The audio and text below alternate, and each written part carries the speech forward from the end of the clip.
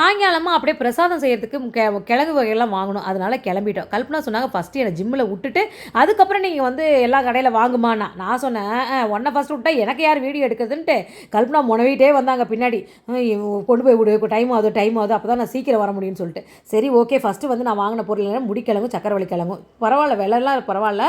1 kilo ரூ. 70 இருந்தது முடிக்கிழங்கு. நான் 1/2 கிலோ வாங்கினேன். சக்கரவள்ளி கிழங்கு 1 கிலோ ரூ. 50. நான் ஒரு 1/2 கிலோ ரூ. 25க்கு வாங்கினேன். கல்பனா பாருங்க கோச்சிட்டு இருக்கிறா. கை கொடு கல்பனானா கூட கைய கூட உதறி விட்டுட்டு நிக்கிறாங்க. டைம் ஆச்சுன்னு சொல்லிட்டு ஜிம்ல இறக்கி விட்டா பெரிய கும்பிடா போட்டு போறாங்க. சரி ஓகே. டெய்லியும் பிக்கப் டிராப் நான் இல்லைன்னா ஒன்றும் ஆகாது கண்ணா அப்படின்னு நினச்சிக்கிட்டு நேராக எனக்கு இன்னைக்கு காலையிலேருந்து என்னமோ பன்னு சாப்பிடணும்னு தோணுச்சுங்க. பிரெட் இல்லை பன்னு.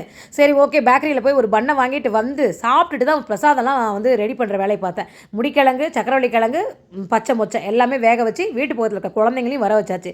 எனக்கு என்னமோ குழந்தைங்களோட சாமி கும்பிடும் போது தான் அந்த சாமி கும்பிட்டதுக்கு உண்டான திருப்தியே எனக்கு கிடைக்கும். ஸோ அது மாதிரி கற்பூர தீபத்தெல்லாம் காமிச்சு எல்லாரும் எனக்கு 3 பட்டை போட்டு விடுங்க, 3 பட்டை போட்டு விடுங்கன்னு சொன்னாங்க. அதனால் எல்லாத்துக்கும் 3 பட்டை போட்டு ஏந்திரி நான் பாருங்கள் முன்னாடி நின்றுட்டுருக்கா. சரின்னு சொல்லிட்டு வந்த குழந்தைங்களுக்கெல்லாம் மனசார பிரசாதத்தை கொடுத்துட்டு இந்த மாதிரி தான் எனக்கு இன்றைக்கி போகி பண்டிகை போச்சு. நானும் இப்படி தான் கும்பிட்டேன். நீங்களாம் என்ன பண்ணீங்கன்னு கமெண்ட்டில் சொல்லுங்கள். குழந்தைங்களாம் பாய் சொல்கிறாங்க. பாய்ப்பா.